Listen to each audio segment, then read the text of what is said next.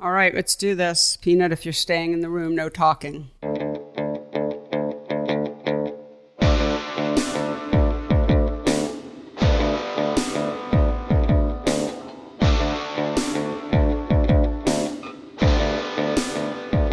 Hello, and welcome to the PhotoWork podcast, the talky and touchy-feely version of my book, PhotoWork, 40 Photographers on Process and Practice. Hello, everyone. I'm Sasha Wolf, recording for probably the very last time from the Airstream in Woodstock, New York. Now I'm sad. I got a little sad when I said that. I know. But it's okay. There's a house on the horizon. Yeah. Yes. I'm joined as usual by... I don't even wait anymore. I know. You're like, she might not actually say my name, so I better just jump in. I'm joined as usual by my traveling companion. Yeah. Mr. Michael Montana Chauvin. I'm changing my middle name now. By the way, you don't even need Chauvin Dalton. You could just be Michael Montana. Michael Montana. Holy cow. Yeah, we've been on a walkabout together.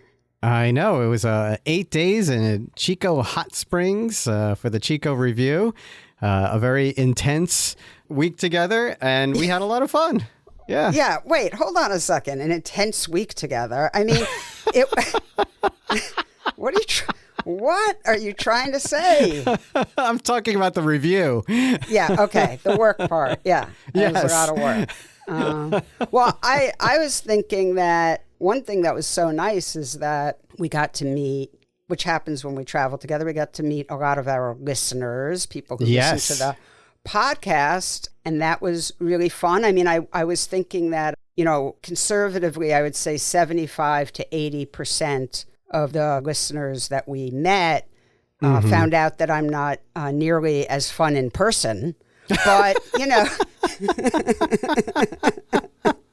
but looking on the bright side, because I am by nature a glass half full type of gal, they found out that you're the fun one. I don't think that's all true. Exactly true. I think. No, it is, but it's okay. I'm not a group person. I've said that before. I think I talk about it actually in this episode a little, which we'll get to what the episode is in a second. But I'm a one person, two people, three people, thrupley, even quadruply. I can stretch to a Cinco de Mayo-y type There's 5 around the dinner table, yes. Yeah, and then my brain explodes. So I think there was a lot of really lovely people coming up. I just want to apologize to everyone who came up and said something really nice to me and got a response that was somewhere in the realm of me looking down at my feet and mumbling something that may or may not have sounded like thank you. But it was thank you. You do not handle compliments well. Listen, but yeah, dorky, somewhere between embarrassed and overwhelmed. I don't know. But you, Michael Chauvin Dalton, you were the life of the party, man. You were the life of, in fact, they give out awards.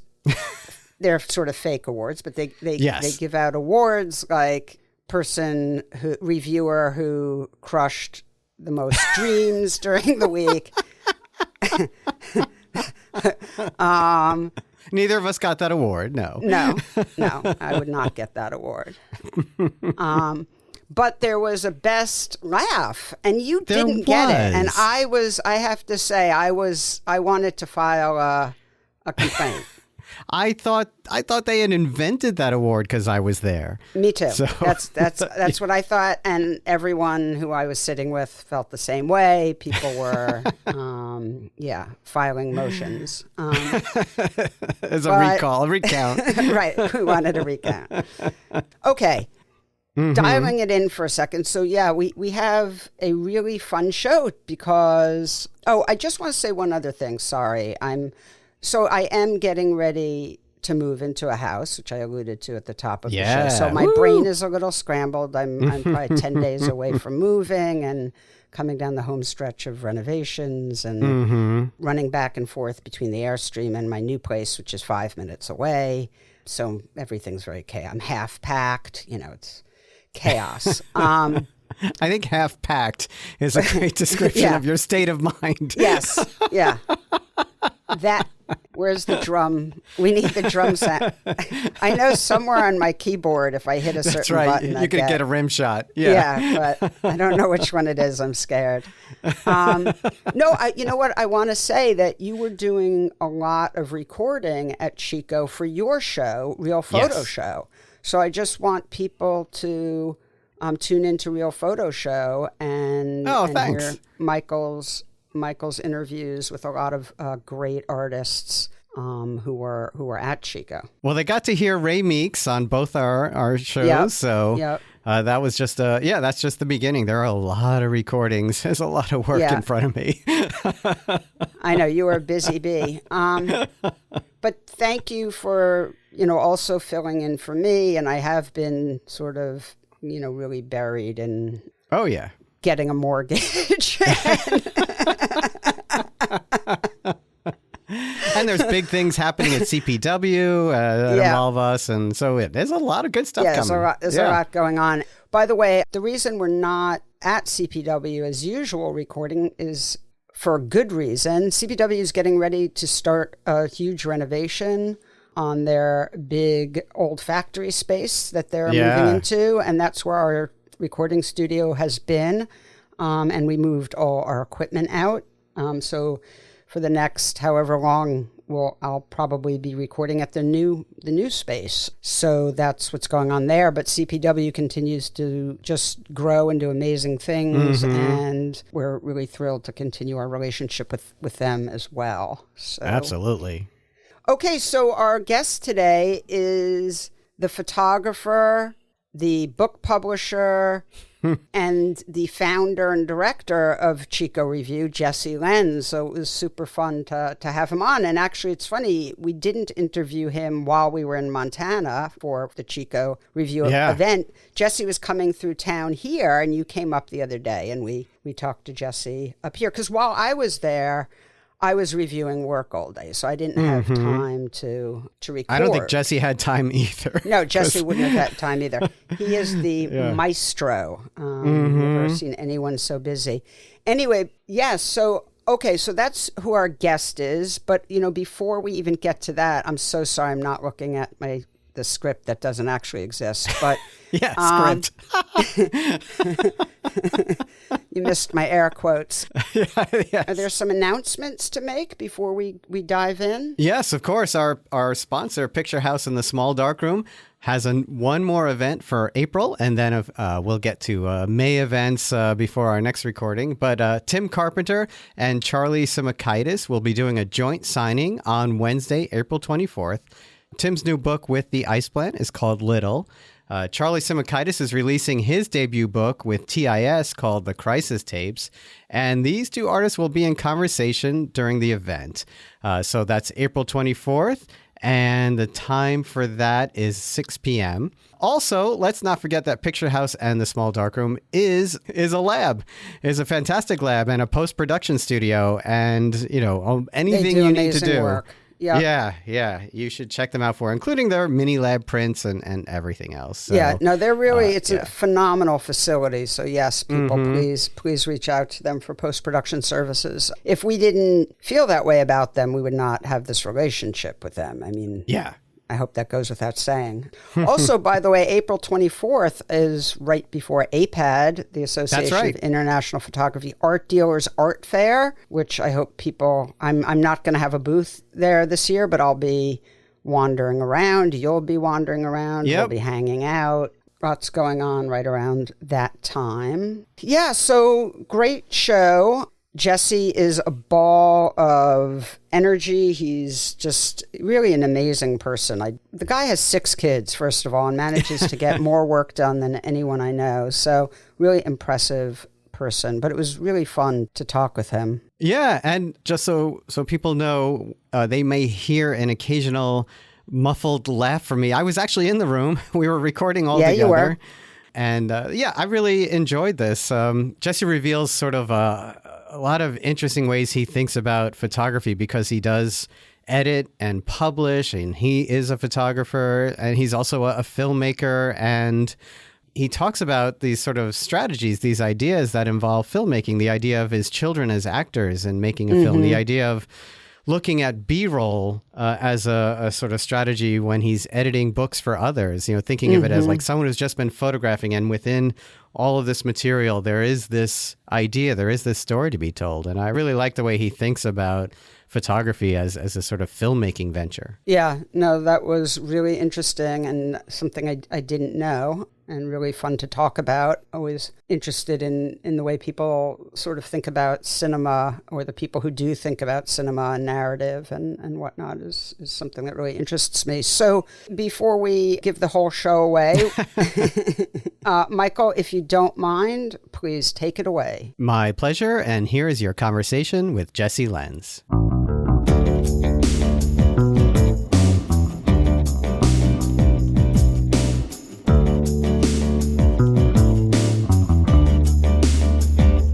Jesse Lenz, welcome to the PhotoWork podcast. It's great to have you here, and I'm about to crack up because you're looking at me funny. So for the audience, Jesse and I are recording together in person, and MCD is also here. So a full house at our wonderful... I like that. It's like a DJ name. We're about to get real intimate in this space. In our wonderful recording studio at Center for Photography, Woodstock. Anyway, Jesse Lenz, welcome to the podcast. Thank you so much for being here. Oh, this is awesome. Thanks for doing it. So, as you know, we start every episode with the artist's guest's biography. So if you could tell us about yourself, and I'm going to do it like do. Yeah. So we'll try and, because we have a ton to cover. So. Yeah. I was born in Montana, Glendive, which is kind of the worst part of Montana. It's like basically North Dakota is just dirt and rattlesnakes. I have a kind of an ongoing theme in my life where I'm always living in kind of the worst versions of each place I live in. But I was born there. My dad was a pastor and a missionary. So when I was like 5 or 6, we moved to Latvia about 6 months after they declared independence from the Soviet Union. Moved there in the winter, pretty much without knowing anybody. So lived there for a few years. My dad was he was like the home church pastor of a bunch of Nigerian, Ethiopian work immigrants. So we were like in the Soviet Union, surrounded by Africans who all spoke amazing English. Wow. From there, ended up in the States, ended up going to like middle school, high school in West Virginia. Then went to like the smallest, cheapest state school in West Virginia and met my wife there, and ended up going to Frederick, Maryland, kind of moved around a bit, ended up back in West Virginia because we started having kids and we wanted to be close to family. Then we were like, that sucks. We got to get out of here. So we sold our house, bought an Airstream, and traveled North America with our first 3 kids for about a year and a half, almost 2 years. And then ended up where my wife is from in Ohio and been there for the past, I think, almost 8 years. And added more children. Yeah. 3 more, just felt we should double it now that we're not living in 30 feet of space. Yeah, I like when you said our first 3 children. Our first 36 kids. Yeah. So that was extremely quick, which we appreciate because we have a lot to talk about. So you and I were just hanging out together. Yeah. In Montana, because you are the director, founder of the Chico Hot Springs Portfolio Review. Yeah. And is that the name? It's evolved. Yeah. So it started off as that when we first started it, because it was actually, I started the event before Charcoal. So it was just the Chico review, Chico Hot Springs portfolio review. Then over the years, it's been shortened to just the Chico review because it's not, I mean, as you know, it's like, it's not just a portfolio review. That's actually where I got hung up. Yeah. I was like, wait, the whole first half of every day is artist talks. Yeah. So, yeah. It kind of, I feel like originally we called it a portfolio showcase instead of a portfolio review. And I just got to the point, I was like, well, I like the idea of it being the Chico review because really it is about reviewing your work, reviewing your life. It's about a lot of these things. And I like it being centralized to that place because that place is the whole reason why I built it. And so, yeah, it's evolved over the years. And I've tried to, the branding, we've changed it a few different times to being like the photo book retreats because I think the retreat's almost the closest word to find for it. But we're always trying to figure out like, what exactly is it? Camp. It's very weird. Campy. It is. And I don't mean campy. Right. Okay, so I want to talk a lot about that, but I'd like to start with your work as an artist. Yeah. So you are a wonderful artist. You have such a high profile as a publisher and as the person who founded Chico Review and, is hesitating there for a second because it's such like... It's so trippy to me because that you pull this off, really, because as someone who comes from a film and TV background, it is such a big production. Like people don't realize there's so many moving parts. And when I was saying like founded, it's like, it's crazy. It's like being a ringmaster of a million, like, professional cat wrangler. Yeah. You have such an interesting sort of evolution because you were an illustrator, which I really didn't know about and I'd like to hear about, but wonderful photographer who, of course, has the most perfect last name, Lenz. But, I've spent a whole bunch of time over the past 10 days, 2 weeks, however long we've been back from Chico, with your 2 monographs. And so I really, really want to focus on them for this part of the conversation. Awesome. So why don't you tell folks in your words about these 2 books that I've been looking at? Yeah. So the first 2 books, the Locusts and The Seraphim, I say first 2 because this is an ongoing series. So, the work really started when we moved to Ohio. When we moved there after being on the road, I was actually closing down the magazine I used to run called The Collective Quarterly. And moving to Ohio for me was kind of a big failure. One of the reasons we were on the road was because I wanted to find a place that we felt like we belonged. Never really having roots, I never had a reason to be anywhere. So, I always wanted to move back out west or go to the Pacific Northwest or out to Maine or something like that. And when we were traveling, we just realized that we never felt at home anywhere. And we ended up buying the house that my wife grew up in that her family built. And when we left on the road, I remember driving out of Ohio saying, man, I will never fucking live in Ohio and I won't live like 1,000 miles from my in-laws. And now we live across the street in Ohio. And so be careful what you say. But, for me, like moving there, it was a really big defeat because my work up until that time had always been about traveling and like going to Newfoundland and photographing seabirds and, traveling and finding these like weird communities out in the middle of nowhere. And I remember there was a point. It was actually, there was one picture in the first book. It was a vertical portrait of my son in a Batman costume with a couple kids in the background. And when I took that picture, that was the first picture I ever took in Ohio of my kids that made me realize I could make the kind of work I wanted to make in my backyard with my kids. Because up until then, I'd always photographed my kids because I'm a photographer, but never seriously. Like I hated work about people's kids. I always thought it was just like uninteresting.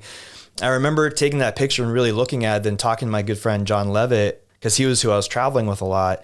And I remember him telling me, he's like, hey man, like you're not playing the hand you're being dealt. You have this awesome, beautiful family. You live in this place that has a long tradition of like interesting photos. Like the Midwest has like not been photographed that much by a lot of really great American photographers. And like there's a whole history of, Eastern European photographers that have the same landscape. He's like, you're in a place that I would kill to be. But you're trying to do what I'm doing. And that was the first time in that body of work that I realized that. And so this whole kind of body of work has been my way of trying to find a way to like see the place I live as a movie I would want to watch. It's a way of seeing the bits and fragments of magic that I feel are really special and realizing that I am surrounded by things I love, even if it wasn't the place I wanted to be. And it's kind of just that aspect of like trying to find beauty and intrigue in places that you kind of are stuck within, like boundaries. Like I really need a box to be in to be my most creative self. Like I can't really start with a blank canvas. I mean, that's goes back to being an illustrator, being a collage illustrator. Like I need something to react to. And so, yeah, the first 2 books have just been this ongoing kind of reaction to the place and finding the things that make me feel alive and really make me feel like the world is enchanted around me. And I think having kids and all this is like, I realized that like I want to try to get back to that level of like childhood enchantment, and not like childhood innocence, but like this idea of being fascinated with the world around you and not being jaded. Like I think children, if you want to think about like innocence of children, I think that like children, they're not innocent, but they're like impervious to the imperfection of the world. So like also things are new to them, right? Yeah, so totally. It's like it comes naturally for you to be interested. It's exciting when they see things because they may have only seen it either never or once or twice or 3 times in their life. Totally. Whereas, you know, we take things for granted because we're used to them. Yeah, and humans, that's like a superpower. Like we can take things for granted so that we can focus on other things that are more important to staying alive in our life. That's true. But like, you know, being, you know, like that's the beautiful thing about poetry and, you know, art is that you can kind of rediscover that enchantment again. Yeah. Yeah. Making, you know, elevating the ordinary or the commonplace. So the first book, which you did 3 years ago or 4 that years released ago? in 2020. So 4 years ago. Yeah. The Locusts. I wanted to ask you about, first of all, the work is very, very beautiful. Thank you. And really in a sort of, you know, it's black and white, just to give people who aren't looking at the work. It's black and white. It's, you know, sort of in the tradition of, I would say, Emmett Gowan. I think I was reading someone, you know, throwing out Sally Mann, which I don't really see, but, you know. Any work with kids in black and white, right, throw exactly. Sally out there. To me, it sort of more has that looseness of like John Gossage. And my influences were heavily like Masaya Yamamoto, like a lot of like Asian photographers that are specifically more connected to nature than a lot of the American photographers, especially working with small cameras. That's, you know, that's a lot of those, or even like Michael Ackerman or these different people that are working with film and movie and kind of all these different things. Because, I mean, for me, my everyday can get so boring if I'm using one camera. Right. Like, so you use different cameras. Yeah, I have a whole table full of cameras always loaded, and it's kind of a decision that you can kind of make that day of just like, well, what camera do I want to carry around, or do I want to carry around a couple of them? Oh, that's interesting. So there's sort of some way in which, you know, I mean, I know people obviously have very personal and deep relationships with their equipment. I know people for whom, you know, who shoot mostly with 35 and don't even have to look through the, you know, viewfinder. It's an extension of their arm. But it sounds to me like, it sounds almost like you have a sort of loose, almost instinctual sort of relationship with, I'm going to pick this up today, or I'm feeling this. Yeah. And for me, so much of it has to do with like what I want to do. Like it's always Tri-X film, push 2 stops. It's always black and white. It's always roll film. Like I don't fuck with sheet film. Like I hate it. And I can't really use a tripod because like my subject just move around too much, you know, but it's really interesting because I think Todd Hyder told me, I think it was him who said, it was like, first time I met him, one of our first Chicos, he told me that if you want to see the world different, change your apparatus.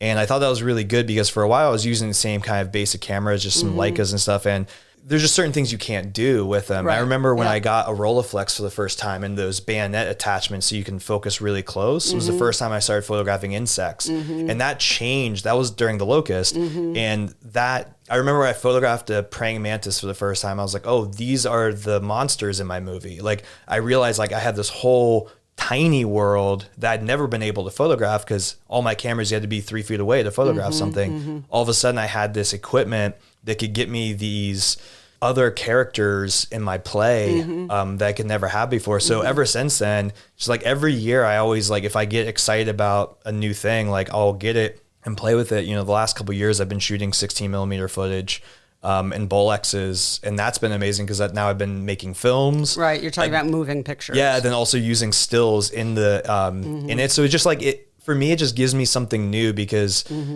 my subject matter is just the same every day. Like if it happens once, it's going to happen that same way over the next 15 days before the kid stops doing it, you know? So a lot of times it's like, well, you know, what does it look like outside today? If I know I'm going to have my little kids with me, I need to have a really wide camera with a really wide lens because I can only let go of their hand and be like a foot away. I can't be 5 steps back, you know? So it's just really practical things that dictate what you're carrying with you that day. Yeah.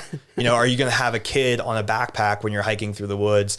I'm not going to take a big lens with me and look for owls because I'm not going to carry everything. Yeah. This is such a conversation with a guest with 6 children. Yeah. Prioritizing your kit based on how many kids you have to carry. I love it. I think, it's awesome. So I want to talk to you a little bit about, did you do all the editing and sequencing yourself for your books? Okay. Yeah. So I want to ask you about that because I think that there's something, I don't know if it's, in some ways I could see it being, you know, less challenging as the artist to sequence the type of work you're making because a little bit like in the Ray Meek sort of space, like I could see just getting into a really, really intuitive place and just letting the poetry sort of roll and feeling it.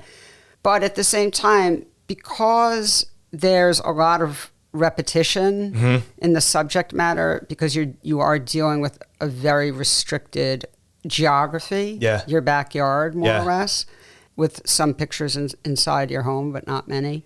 I could also see it being insanely challenging. So, but I wanted to ask you that in the Locusts, the first 3 pictures, there is a sort of establishing shot. Trying to remember what those 3 pictures are. Okay. Well, I'm sorry I don't have. No, it's all right. I'll remember. Yeah. There's an establishing shot of the garden. The garden. Yeah. And it's it's sort of Eden. Yeah. You know, except you include a man-made fence in the picture along the left side of the image. So it very much signals that we're in a domestic sort of setting. Then there's an image of an X-ray. Yeah, broken collarbone. And then it goes to a picture of one of your sons. Yeah, the dead raccoons. Yeah, with the dead raccoons. So I wonder if you could just take those 3 pictures and talk to me about, you know, what they meant to you and how you know, so much of the editing is intuitive. I think it's hard to edit your own work. I think if I wasn't doing so much editing that's not my work, it'd be even harder. You know, before I started Charcoal, I'd been editing a magazine, a 200-page magazine for 7 or 8 years, working with my work and other people. So get really in the groove of cutting things that don't work. And I'm very ruthless when it comes to cutting. Like, ask anyone that we've published, like we can have some knockdown, drag out fights about it. But even within that, like I do constantly kind of submit myself to other people that I really respect, like having that core group of peers that really respect your work and looking through edits. And, you know, I remember Stephen King in his book On Writing, which I think is like the best book that's not about photography, that covers everything photographers need to know. He talks about when people edit your work that, you know, if all 5 of your ideal readers tell you have a problem, then you have a problem. If it's split 50-50, then you get to choose which one you want to do. Yeah. But I think it's a really good way of realizing it, because that's kind of how all of it works. So, you know, with those, you know, that initial sequence, a lot of times with the Locust, I kind of established that I wanted the sequence to always follow the cycles of nature. So I wanted it to follow the seasons. So it was really kind of like just looking at the body of work for a long time and like, where does it feel like it starts for me? You know, like so much of it was kind of early discovery of the world around me. I was like, well, it makes sense for it to start kind of in an Eden-esque place. And I kind of had that picture of the garden, and there's always something about it that I really loved, but I didn't know what. I didn't even really like the idea of the image. And that's where a lot of my work is. Like, it's just an image that gets stuck in my head and won't leave for, you know, months and months after looking at it. So, you know, I didn't have that one there originally, and it just, I knew I wanted to start with the X-ray, and then, you know, my son Howard with the raccoons. I felt like that set the atmospheric tone that I wanted, like set it like a Bergman film, and like that's where I want to start. But having this kind of like interlude of like almost like the fall of man or something, you know, my dad was a pastor, so I'm very heavily influenced by, you know, like kind of biblical mythology. It felt right. It felt right to start in this kind of like beautiful place, but you see those fences, you see that kind of separation between domestic and nature. And that was really what I was starting to tackle within my own life. So it was like, it just felt like the right thing to do. No, I really love that. Yeah, I really appreciated it. One other thing, I'm not going to go too far down this path because it's not fair to the listeners who don't have the book in front of them. But I just want to ask you about, it's 13 pictures in before we get to an interior shot. It's like the screen and porch, so I don't even know if that counts. But how do you tackle, there are very few interior shots in the book. In fact, there's some that don't even qualify. I won't get into that. But, you know, how did you handle that? Because I would think that if I was working on this project with you, that would have been a tough nut to crack there. Because it is so much about the things we've been talking about. It's about nature and your children in nature and them sort of growing and living side by side with the natural world, but in a domesticated space to the extent that they're somewhat safe and cared for. But it definitely is tricky when we come inside. So how did you think about that? It was really tricky. I mean, it started out like I just don't really think my house is interesting photogenically. I always was like looking around these Amish houses, these Sorts Trooper, and they all look like Andrew Wyeth paintings. I was like, oh my gosh, I would love to live in one of those. But I also wouldn't, because I would hate living with a family in those. And, you know, the pictures that made it in, like for me too, I think with all of my work, it's never really about factual documentation. I always think like, I'm trying to make films that I love with my kids as actors, right? So it's not really about their life. It's not really about our life. It's about, you know, things we're yearning for. It's about imagination. And when I was working with the Locusts specifically, I really thought about it as like a child's book. So in all my books, there's lots of things to look at. They're almost like, there's always something to find in the picture. And when I was thinking about it, I was like, well, if this was a children's book, they wouldn't always be inside. They would be inside a little bit, but you would only see like the ankles, like the peanuts, like you'd only see like the ankles of the parents. Or you would see like a little corner of the bedroom, but they would be outside. They would be going to do these things. And those times that I did photograph something inside that felt like it was something from a movie, not from my life, like those are the times that I pulled out. Because I'm always photographing, but there are certain ones you pull out that feel like, oh, this is like a still from a movie, and this is a still from a movie. And then when you put those all together, those are the ones that are kind of resonating with each other. And yeah, so like it is hard. I'm always trying to find ways to photograph in a domestic space where I live that I find interesting, but also like a lot of times that we're photographing, it's because we're doing something together. So we're, you know, out looking for mushrooms, or we're camping, and it's an excuse to be doing something outside of our kind of mundane lives. But you know, it's, I think it doesn't sound like your life is very mundane. Busy. Busy. I don't know if that answered your question or not. No, it did. And actually, I sort of misspoke. I have my notes in front of me, and I sort of mixed up a couple of things. It's actually not 13 pictures in where we get the interior shot. I think that's 14. Okay, yeah. It's even farther back, probably. 13 is actually a picture that I think ties in perfectly with what you're talking about cinema. And I actually have it written down as an establishing shot, where it's actually the 13th picture is the picture of your house that we finally see from very far away, and we see the whole house with the sheep in front of it at twilight, which is a really beautiful photograph. Oh, thanks. And felt very much like an establishing shot in film. And then we actually go inside. So, and that's, you know, that's really what I think about like all this, like, you know, when I'm, because a lot of these photos are either taken in my backyard or like, you know, I cycle a lot. So like I have 2 cameras on my bike at all times when I'm biking. So like, I always think of it like, if I was doing a film about my life, what would I be photographing? Like, it doesn't really matter exactly where these things are, or if they're in the, like it's not photojournalism, you know? And like, and there was a huge freedom that came with that for me. Like even being able like to photograph owls and stuff that like, maybe it was a 10-minute drive and an hour long hike. It's not my backyard, but like, it doesn't matter because No. it's the magic of cinema, Absolutely. Yeah, for sure. So let's segue from your work to your publishing. Yeah. And tell me about how that came about, and tell folks about what you do and Charcoal Book Club. So, I had always planned on publishing books, but after publishing like a 200-page, it was basically a photo book, but it was before I even knew what photo books were. It was,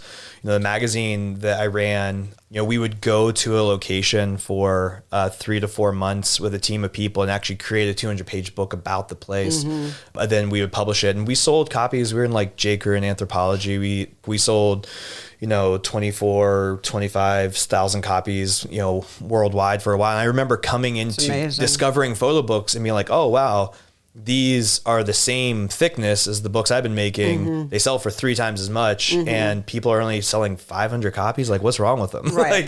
like there's people out there that will buy stuff. So I remember coming into it right off the bat, kind of with that understanding and realizing that photo books were the thing I was always trying to make. I just didn't know what they were. So when I started with that, I was like, well, I want to publish these things, but I'm really tired of having to ask for people to remember to buy them every couple months when we publish a new one. Like when we had the magazine, it was like every time subscription came up, it was like hounding people, and like even people that loved what you do are just busy. They just forget about things. Yeah. And so I came up with the idea of Charcoal Book Club. I was like, well, it'd be great to basically build an audience that trusts curation that you're doing and only has to decide one time to support you. But then it's kind of my job not to fuck up what I'm doing to make them mad and like cancel. So at the very beginning, I was like, okay, well, like I want to do this. I want to publish books, but specifically I want to publish books that I don't have to require on a big name to sell them. And I don't have to raise money through the artist to do it, because like both of those things are very hard to do. And I think that was like one of my disappointments with a lot of the books I was looking at early on, was like, this book is either only being published because the artist is known, the publisher knows it can sell, or the artist just brought a bunch of money to the table and the book probably should have never been published, or, through a grant or something like that.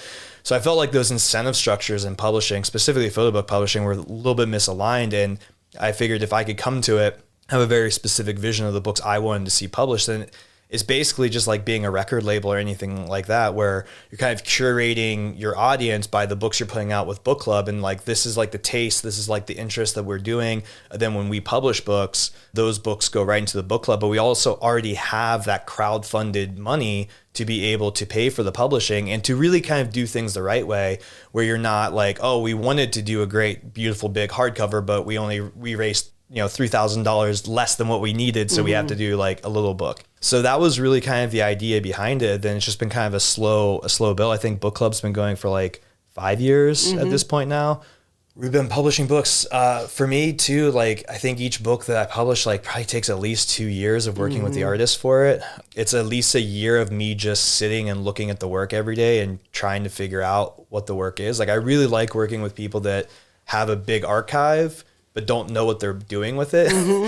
And I always think of it as like, I always think of myself as like a film director who's looking for a cinematographer who's been shooting B-roll for like 20 years. Yeah. And then we can figure out what the movie is together. And it's been really rewarding because I have something to work on every day, whether it's my work or not, that kind of scratches that itch of like puzzle building and figuring out what goes to what.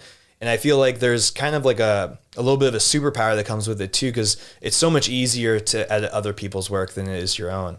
And when you do it enough times, you kind of start preaching to yourself about like what you need to do in your own work and what you're not doing, where you're screwing up. So we have, I think 3 books. Yeah, we'll have 3 books published this year, then kind of staying on like 3 to 4 books a year that we're publishing, which is about the max I can do. Right. Because, doing book club, then doing the publishing and doing all the PR for the publishing and all the sales and everything like that. I think like 3 books a year is about as much as I can handle and stay sane. I think that's reasonable.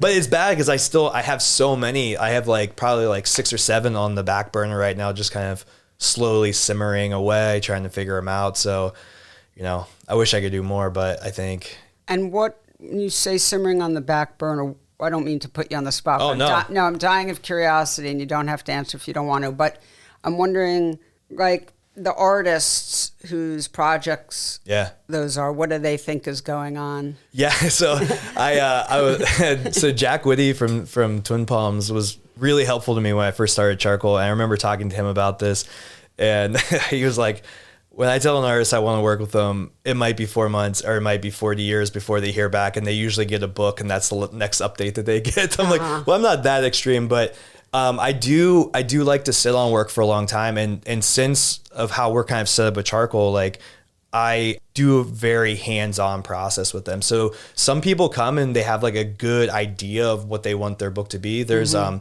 German lady I'm working with right now who has been working on this project for I think like 15 years or something like that.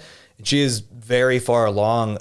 So there was less building we had to do, and a lot of it was refining and trimming down and kind of like smoothing out. But that's still probably going to be about 1.5 to 2 year process before the book actually comes out. We're like getting ready to possibly start testing now. And then there's another book ready to possibly you never start really testing. know.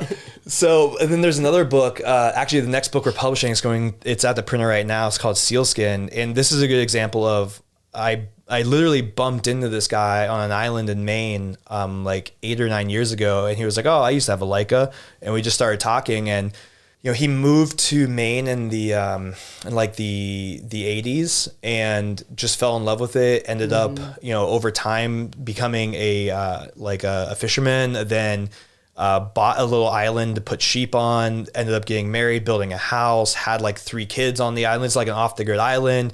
And the entire time he was photographing with a Leica and Kodachrome. And it's like a 30-year archive of basically a life I wish I could live. Right. I didn't want to say that. But I know we were all thinking it. Yeah. And so, but that book, I've been working on that for probably about, 6 years in total of like being active, but like really figured out the kind of the narrative of it, which I tied it to an old Norse Selkie myth about the fisherman's wife, who basically this fisherman finds a Selkie, which is like a mermaid. They fall in love, they get married, but when she finds her skin one of these days, she ends up going back to her family in the ocean. It was very kind of parallel with what happened with his wife and his kids on this island. So when I discovered it was a mermaid story, 2 years ago, it really kind of helped focus it. But those are kind of the two opposite ends of a huge body of work that just needed to find the glue to make sense of why choosing certain images. Right. And then another one where I fell in love with the project right away, and it was really just kind of about like making it more flowing better, making sure that like there's not too much repetition, just trying to figure out like how to not have slow spots in the work. And then it's kind of everything in between. And kind of each artist is in a different place. There's some artists that want to be a lot more hands-on, so we go back and forth with edits a lot more. But that's usually kind of in that last like 2/3 to 1/3 of the process. Kind of the first thing is like I'm really trying to get a sense of what the work really is, because I'm sure you've seen this with the artists you work with. There's always the concepts and the idea of what they're working on or trying to do when they're working on a project. And then you look at what they did and there's like, okay, well, that's what you're trying to do. This is what you actually did. And then what's that going to look like when we present it to everyone else? Right. So there's kind of like 3 different lives to the work. For sure.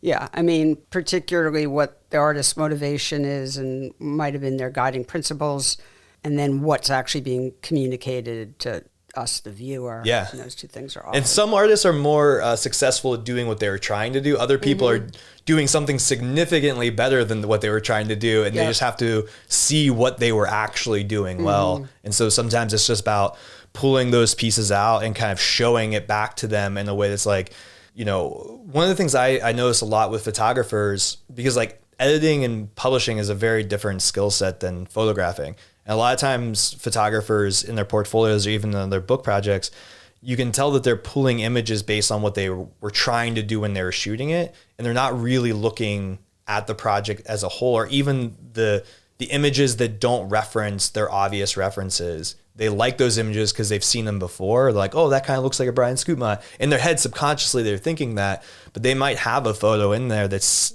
incredibly unique, that's truly them, but they like don't have eyes to see it yet. And so a lot of times it's just pulling out those pieces and showing it back to them and showing them like, this is your work. You were doing this. Right. You just weren't looking for it. Right. No, often the subconscious will make itself known. And actually reading if I can't get this quote even remotely correct, then Michael will be kind enough to cut this part out. Yeah. But, we'll dub it in. Yeah, exactly. With my voice. Yeah. Doing her voice. Just to see if people are on their toes and paying attention. Read a really brief interview the other day with a great guitarist, Bill Frisell, who I love. And he was just talking about, spending his life just stealing all his favorite stuff by other musicians. Yeah. And then, the end result is that when it comes out of him, it's always going to be different. Then it's his voice. Is that quote? Amateurs borrow, real artists steal. Mm-hmm. I think that I forget who said that quote, but I think it's so true. I mean, I remember early on when I was in school, doing master copies. You realize that even if you're able to copy a Da Vinci or able to copy any of these artists, like your version is always different than theirs. Absolutely. And I always think that the most kind of interesting or original artists are simply the ones with the most references. Mm-hmm. I tell young photographers all the time, hey, this looks great, but I can tell you were only looking at Alex Soth books while you did this. Find 4 other artists you're interested in, try to copy them at the same time. And then that mix is going to be uniquely you. Yeah, which I think is sort of what Frisell was saying. Totally, because you're always going to interpret it a different way. Absolutely. No, I'm all in favor of reference, and as people who listen to the show know, because I say it all the time, but I think it's a wonderful tool, frankly. Yeah. I mean, it just is. And, we love it in so many other mediums, right? Yeah. I mean, I can't, remember the last time I read a review of a film that a critic was gushing about where there wasn't some reference to the filmmaker of this film paying homage to some other filmmaker at some point in the film. I mean, it's like... And even if you are trying not to do it, it still seeps in, that subconscious, like we were talking about. I did an Instagram post the other day. I was looking through one of my favorite etchings from William Blake is this etching of this little girl with her knees up, and there's this big earthworm going over her, and it's really bizarre image. And I remember I've had that thing saved on my phone. I've printed it out a bunch of times. Mm-hmm. And then I had a picture in my new book in the Seraphim that I was looking, I was like, oh my God, this is the same image. Mm-hmm. I never meant to do it. And I actually think I discovered it after I took the picture. Right. But everything down to in the William Blake, there's a woman's face coming up out of the grave. And in my picture, it's my son holding a coyote's head on the ground. It's this is bizarre. Mm-hmm. Even without trying to make an obvious reference, you just it's just who we are as human beings. There's nothing new. Conversation. It's it's. I think it's really beautiful. It's all in the soup. Frankly, it's all in the soup. So I want to talk about Chico because I'm still recovering. Yeah. Either you're having withdrawal or you're having recovery. I'm in recovery.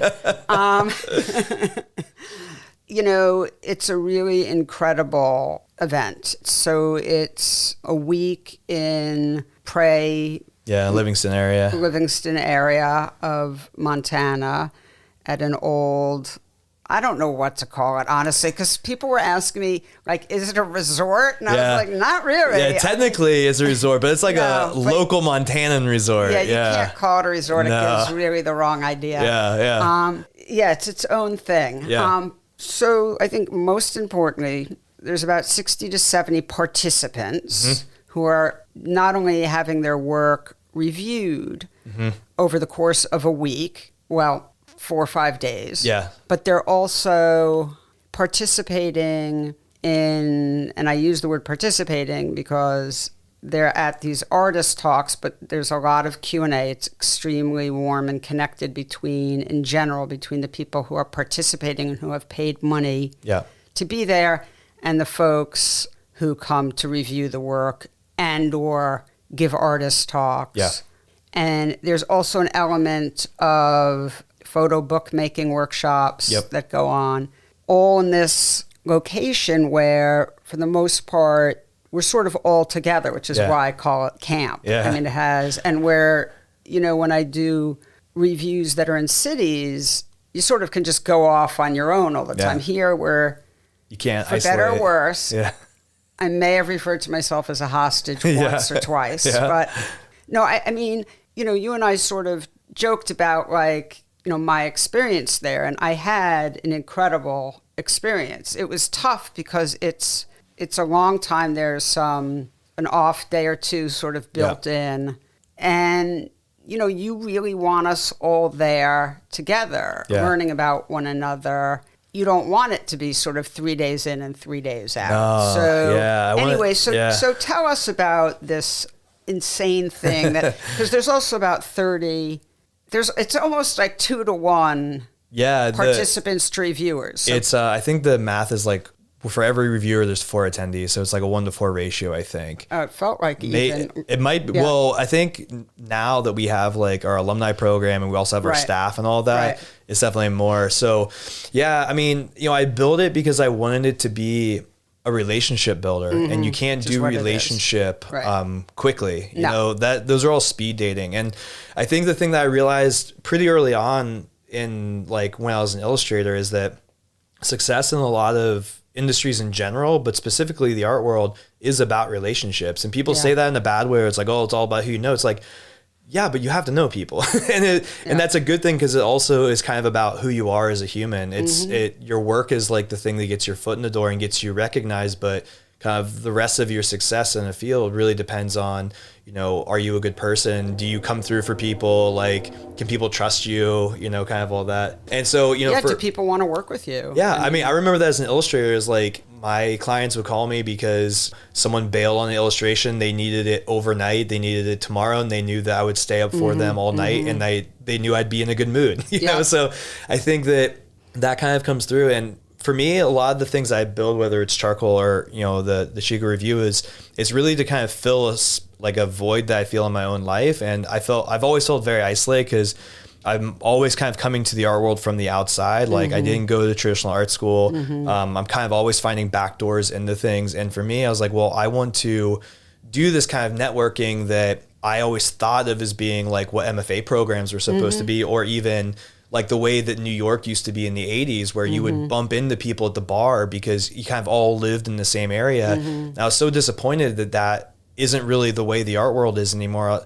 And so it was kind of like, well, I can still build that, and it can be 1 week out of the year, and it can be really purposeful, and you can build it in a way that guarantees those kind of experiences happening. Because I think a lot of times, even in Chico, it's like if people had the opportunity to isolate or to go off on their own, they would, but you don't have the option. And so you're forced to doing the thing you actually should do, but maybe you don't want to do, you're too shy to do, but you're always glad you did it when you leave. No, I think that's right. Yeah. No, I think that's really true. It's like, I'm not very extroverted in groups. Yeah. I'm very social in small groups, and very, happy to, one-on-one and whatever. But the bigger the group, the quieter I get. That's, I think there are a lot of folks like me, but, so, these types of things are difficult for me. And I just, speaking for myself, I really had to push myself. And I'm the reviewer. I'm the professional, right? So I'm very sympathetic and really connected to what you're saying now, because I'm sure in fact, I know there were many participants who are like me and had to just push through it the way I pushed through it. Exactly. I made it through every single dinner with colleagues. I may have been the first one to leave, but I never left before dessert. So even though Brian Skutmott felt the need to announce when I was leaving the dining room every single evening, but not getting away with my Irish goodbye, as they call it. Thanks a lot, Brian. Yeah, he's good at calling people out. Yeah. No, but it was really, I had incredible conversations with people, and really moving and meaningful moments. And it's one of the reasons, even with the attendees, like every year we get the same questions, like I bring specific reviewers at times that they aren't big draws, but I know that they're people that will blow people away when they leave. And I always think of it as like, you have to give people what they think they want, but also what they need. And it's kind of like, that's the formula. And I always think of it like, almost like I'm just doing a music festival. Like my job is like to have good headliners, and that brings in people that feel it's worth to pay the expense. But if you're a good concert builder, then you're going to, have great side show acts that no one's ever heard of before. And people leave like, how the hell did I not know of that person? Right. Totally. And I think that like that kind of mindset and that whole experience, because every year people are like, oh, I wish it was cheaper, or I wish it was shorter. It's like, yeah, but it wouldn't be this event if it was those things. And I think that knowing what that purpose is to really build deep friendships through a shared experience. Like, I mean, that's why people cry when they leave camp after 1 week, It's we're there for 8 days together, and that is nonstop. So that is... And, and that's grown. Intense. The first year we ever did it, the entire thing was 4 days long, from like travel days and everything. Yeah. And it was not a good idea. Right, and then the next year we added travel days, and then that's when we realized we need a break in the middle. And, so we added a break day. And, kind of every year I'm just kind of adding to it or cutting away of like what is too much or what isn't enough to really kind of find that perfect balance of like, no, it's good. It's so thoughtful. It's really beautiful. I mean, I hope and I'm sure you hope this, the time comes when there can be a lot of, scholarships, because it is very expensive. Yeah. I do believe that there's an importance to really, having to save and we all have to prioritize and save for the things that, unless we have trust funds, which none of us do here in this room. Right. I have a trust fall. That's about it. I mean, what you're saying, like, so it's important to have to strive and whatnot, but there are people for whom no matter what, they wouldn't be able to afford Chico, because it is you take care of every meal, it's booze, everything. So it's a lot, and it'd be great to maybe we'll brainstorm together. Yeah, we give away 6 scholarships every year out of our basically the profit of the event. Those are the big ones. Then we have like need-based scholarships that we give out too, that are based on like how many applications we get. So I think every year, just the event itself, we give out like something like $30,000 or $40,000 worth of it. Wow, that's great. But it sucks because it's like it's never enough. But it's also like a huge chunk of profit that we could be using for something else. No. But it's worth it. But also like what you're saying, it is so important that people have something at risk. I think it's really important for what people feel like they can get out of it, because we used to give out more scholarships, like more full rides, and I ended up feeling that a lot of times that the people who are coming on a full ride weren't really fully like they would like miss lectures, right? And they're like not as terrified. And it's like I think I like the idea of people have like everyone has something invested, right? And I think that over time, like, I understand that. We've had past attendees like gift a scholarship to someone, and we've always done it like on the kind of down low, because I like the idea of like being able to do stuff that we're not even like over delivering for people. Right. Like not even announcing that we're giving a special scholarships. Like, this person really wanted this kind of person to come. So if we see that person in our applications, like we're just going to give it to them, and we're not going to like announce it. We're not going to make a big deal about it, but like, this is something that a past attendee wanted to be a part of. Right. And it's like, it feels really cool to be able to do it like on the sly. No, totally. No, I get that. Well, I know you and I could keep talking, which is good that we're going out to dinner later. Yeah. So, but sorry for all you folks listening that you won't be at the dinner. Maybe I'll record the dinner. And it'll just. Well, we also have talked many hours on Michael's podcast. So if there's any blanks that need filled in. Okay, good. That's right. Jesse, thank you so much for spending time with us today, and it's really wonderful. Thanks for having me, and thanks for coming to Chico. I mean, it's been such a pleasure to get to know you and to know MCD over here. And so it's been fantastic, and I love what you're doing with the podcast and everything. So thank you so much. All right. Be well. See you later. Goodbye. PhotoWork with Sasha Wolf is a production of the PhotoWork Foundation. Executive producer is Sasha Wolf, and the associate producer is Taylor Selsback.